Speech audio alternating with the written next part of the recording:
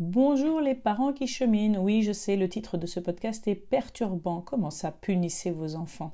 Mais écoutez donc jusqu'au bout, vous allez mieux comprendre.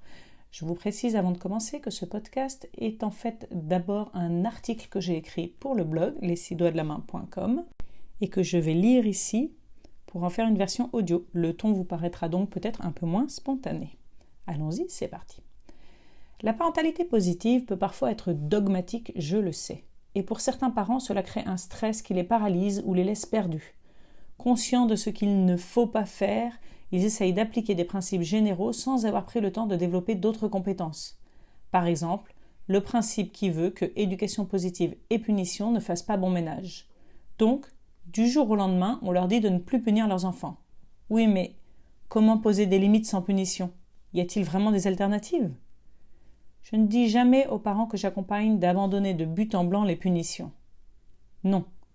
Punissez vos enfants si c'est aujourd'hui votre manière de poser vos limites. En revanche, j'aime encourager les enfants à comprendre pourquoi et quand ils punissent. Je leur transmets pourquoi l'éducation positive déconseille les punitions. Je leur explique que c'est possible de faire autrement et que je ne punis plus mes enfants depuis des années. Et surtout, je les accompagne à développer d'autres manières de faire, d'autres outils, avant d'imposer un monde sans punition dans lequel, faute d'alternative, ils se sentent débordés. Il me semble important de parler de tout ça aujourd'hui dans un contexte dans lequel on entend de plus en plus de parents perdus devant des principes d'éducation positive qu'ils ont tendance à confondre avec du laxisme. Ce qui m'a inspiré cet article mêlant éducation positive et punition. Le mois dernier, je suis allée jusqu'à Bordeaux, je vis à Londres, pour assister au congrès Innovation en éducation organisé par Julien Perron et son équipe. Un week-end dense et inspirant pour lequel je n'ai pas regretté de me déplacer. Le congrès est un endroit de rencontre et toutes les conférences sont source d'apprentissage, de réflexion et surtout d'inspiration. J'ai cependant été dérangée par la fin de la conférence de Gila Clara Kessou. Gila nous a principalement parlé des principes de communication prônés par Faber et Maslich, rien de bien nouveau pour moi, qu'elle relie à la psychologie positive puisqu'elle a suivi le cours sur le bonheur de Tal Ben-Shahar à Harvard. Un auteur que j'avais d'ailleurs évoqué dans mon article « Développer sa capacité au bonheur ». Pourtant, au moment des questions, une maman l'interroge. « Et que dit l'éducation positive sur les punitions?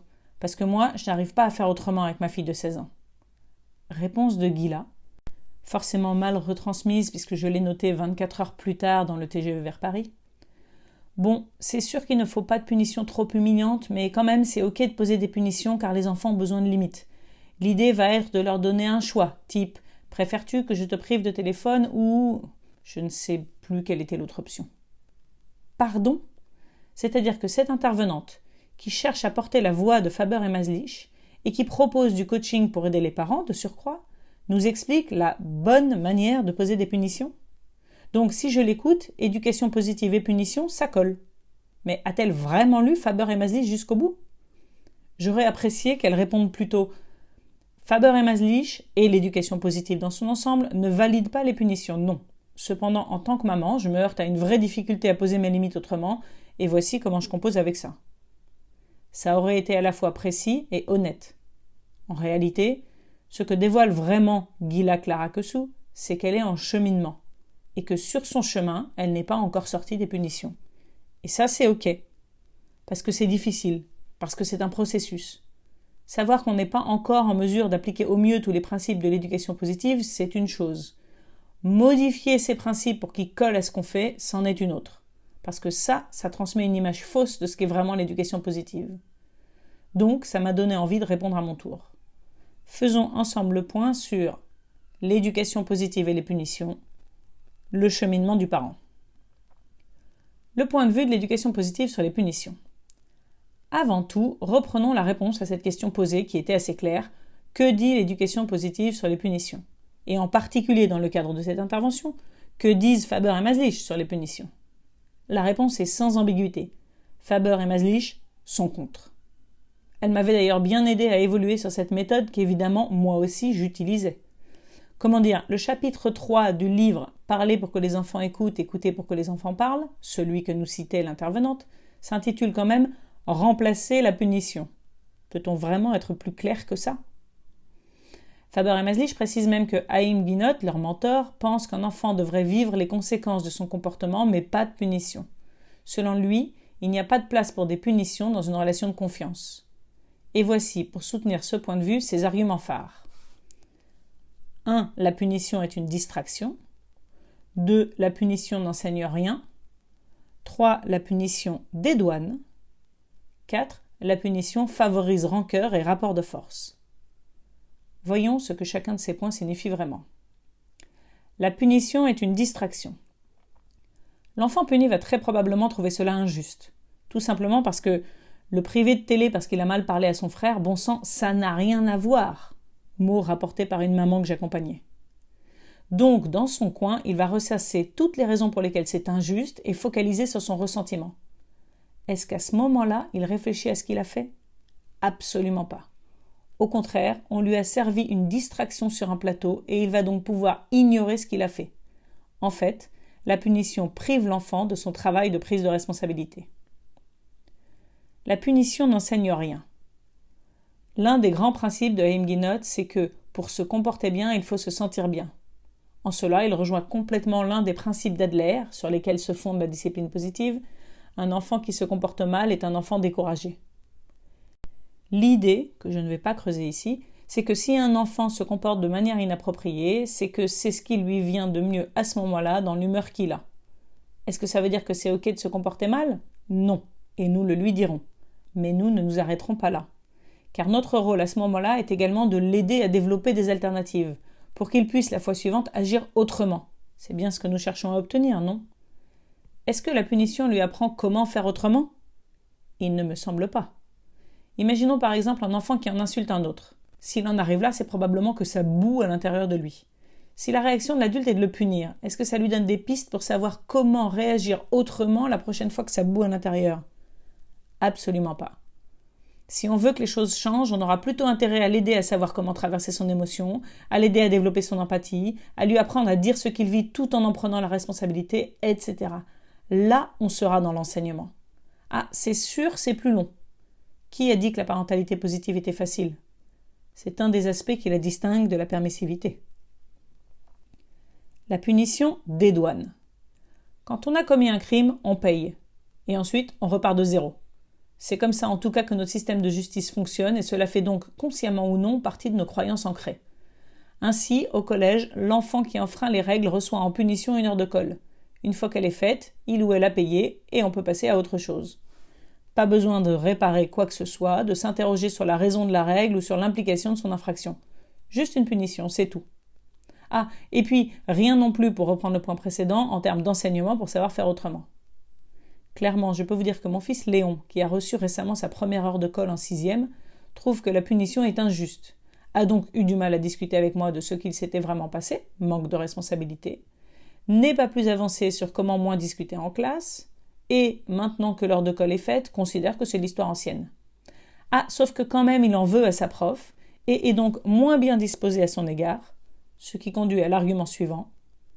La punition favorise rancœur et rapport de force. Enfin, j'écris enfin parce que je vais m'arrêter là dans les arguments, mais j'aurais pu continuer à ajouter à cette liste. La punition nuit à la relation. Quand vous punissez, vous imposez. Vous n'êtes pas avec, vous êtes contre. Et vous êtes en train de passer le message suivant. Je détiens tout pouvoir sur toi. Je suis plus fort et je peux t'imposer ce que je veux. Sauf que personne n'aime entendre ça. En général, quand on cherche à contrôler quelqu'un, ça a plutôt tendance à le pousser à se rebeller, l'avez-vous remarqué ? Ça nuit à la coopération. Clairement, le résultat, c'est une déconnexion.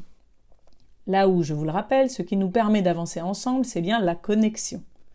Si vous êtes trop souvent dans cette démarche de déconnexion, le résultat sera une absence de lien, tout simplement. Et peu à peu, la punition encouragera plus à la dissimulation qu'au partage. C'est logique, non ? Remarque, cette dissimulation sera encore plus systématique chez les ados que chez les enfants. Non pas parce que les enfants en auront moins envie, mais parce que c'est plus facile pour un ado, à moins de l'enfermer à la maison. Thomas Gordon écrit d'ailleurs, dans Parents efficaces, « Dans les familles où les parents se sont basés principalement sur leur pouvoir pour contrôler et diriger leurs enfants au cours de leur jeune âge, les parents se préparent inévitablement un dur choc lorsque leur pouvoir perdra son importance et qu'ils n'auront plus ou presque plus d'influence. » Conclusion, la punition n'est pas seulement inefficace, mais carrément contre-productive. pour bien comprendre l'impact de la punition. Je sais que tout ceci peut rester un peu théorique, ça vaut pourtant la peine de s'y attarder un peu, car l'idée de l'éducation positive, c'est surtout d'être une éducation consciente. Alors, à la manière de Faber et Maslich, j'aimerais vous proposer une projection pour que vous appréhendiez mieux tous ces points. On va jouer à « Mets-toi dans mes chaussures ». Vous êtes prêts ? C'est parti. Vous êtes puni. Partons d'une situation évidemment rarissime, puisque nous, parents, savons toujours comment bien nous comporter, et imaginons un parent qui crie sur ses enfants. Dans le fond, ce parent sait que ce n'est pas bien, et il n'en est d'ailleurs pas fier. Combien de fois je vous ai entendu parler de cette culpabilité qui vient après les cris ? Ça vous est déjà arrivé ? Bon, j'imagine que oui, comme à moi, alors qu'on a l'impression de faire de notre mieux, pas vrai ? Donc imaginez que, dépassé par la situation, vous avez crié sur votre enfant. Imaginez maintenant que quelqu'un, l'autre parent par exemple, vous donne une punition pour sanctionner ce comportement inadéquat et poser des limites. Qu'est-ce que ça fait en vous d'être puni ? Je parie que, comme l'explique Haïm Ginott, 1. Vous êtes tellement furieux contre votre partenaire qui se permet de juger ce que vous faites sans savoir ce que vous avez traversé avant d'en arriver là, que vous ressassez ce ressentiment sans repenser justement à ce qui vous a conduit à ça. 2. Vous n'êtes pas plus avancé ni plus compétent pour éviter les cris la fois suivante. 3. Ce qui n'est pas grave puisque dans le fond, vous considérez que vous avez payé pour ce que vous avez fait, ça efface l'ardoise et vous pouvez repartir d'une page blanche sans vous poser plus de questions. 4. En revanche, vous sortez de l'expérience avec une rancœur contre votre partenaire qui vous pousse à ne plus lui faire confiance. Et d'ailleurs, la prochaine fois que vous criez sur vos enfants, vous éviterez de le lui dire. CQFD. De quoi auriez-vous eu besoin à la place de la punition ? Allez-y, prenez un moment pour y réfléchir. Vous avez crié sur votre enfant et ce serait une bonne chose de faire face à vos responsabilités. Qu'est-ce qui pourrait vous aider ? Quelles attitudes pourrait avoir votre conjoint qui se révéleraient bien plus productives que la punition ? Voici ce qui me vient lorsque je me projette. À vous de voir si ça vous parle. Écoute et compréhension. D'abord, j'aimerais qu'il m'écoute. Je dis « il » parce que j'applique ce raisonnement à mon cas, mais libre à vous de changer le pronom. Qu'il m'aide à comprendre ce qu'il s'est passé en moi, sans me juger. Je n'attendrai pas de lui qu'il me dise que j'ai eu raison et que c'était une bonne chose, bien sûr que non, mais pas qu'il me juge pour autant. En fait, j'attendrai de lui qu'il m'aide à voir le problème en face, à faire face à ce qui a causé ce comportement. J'aimerais qu'il m'aide à mieux me comprendre. Car j'avais une raison, c'est sûr, et même une raison positive, mais elle peut être difficile à voir. Expression de soi. Ensuite, s'il ressent que c'est inacceptable pour lui, je vous rappelle que nous traitons ce cas comme un parallèle à ce qui peut nous arriver avec les enfants, j'aimerais qu'il me le dise gentiment, en parlant bien de lui. Ça ressemblerait à quelque chose comme « J'entends comme ça a dû être difficile pour toi, et je comprends mieux comment tu en es arrivé là. De mon côté, je sens que ça me secoue, et ça ne me convient pas d'être dans une maison où l'on se crie dessus. Je suis pas d'accord. Est-ce qu'on pourrait voir ensemble comment on pourrait éviter ce genre de situation à l'avenir ?» Aide à la recherche de solutions. Enfin, on discuterait de nos idées. Par exemple, si on s'aperçoit que je deviens impatiente quand le rythme est trop soutenu en fin de journée, on pourrait chercher ensemble comment l'alléger un peu. Il pourrait aussi m'aider à chercher comment j'aurais pu réagir autrement pour que j'ai plus de chances d'avoir d'autres idées la fois suivante. On pourrait convenir d'un signal entre nous pour qu'il prenne le relais quand je sens que je vais déborder. Quelle différence cela fait-il ? Est-ce que vous sentez à quel point, avec une telle démarche, le message est différent ? Dans le premier scénario, je me sens dévalorisée, incapable, et je me retrouve en colère à rejeter la faute sur quelqu'un d'autre. Dans le deuxième scénario, je me sens comprise, soutenue et encouragée pour avancer et m'améliorer. Voyez-vous mieux la différence entre éducation positive et punition ? Alors, lequel de ces deux chemins préférez-vous ? Continuez quand même de punir vos enfants ou comment on réconcilie temporairement éducation positive et punition. J'en arrive enfin à l'objectif de cet article, celui de faire baisser la pression. Rome ne s'est pas faite en un jour. Arrêter de punir ses enfants demande un cheminement. C'est ok. Vous faites de votre mieux et c'est déjà pas mal. Donc oui, l'objectif est bien de se débarrasser des punitions et il n'y a pas de raison que vous ne puissiez pas le faire. Mais encore une fois, pas du jour au lendemain. La remise en question. Si vous m'écoutez encore, c'est probablement que vous commencez à votre tour à remettre en question la punition. C'est déjà un grand pas. Parce que sortir d'un modèle qu'on connaît, c'est accepter de s'offrir à d'autres possibilités, c'est accepter de sortir de sa zone de confort. Voir les choses d'un autre point de vue, c'est un gage d'ouverture d'esprit. Et c'est un énorme premier pas vers le changement. On ne peut pas changer avant de s'être ouvert à la possibilité que c'était possible. Donc, si ce que vous avez lu jusqu'ici est déjà une remise en question, restez un peu avec ça, le temps que ça infuse. Les alternatives. Ensuite, si vous voulez sortir des punitions, vous aurez besoin de développer d'autres outils, d'avoir des alternatives à votre disposition. Bah oui, parce que sinon vous allez vous retrouver perdu devant un comportement inadéquat.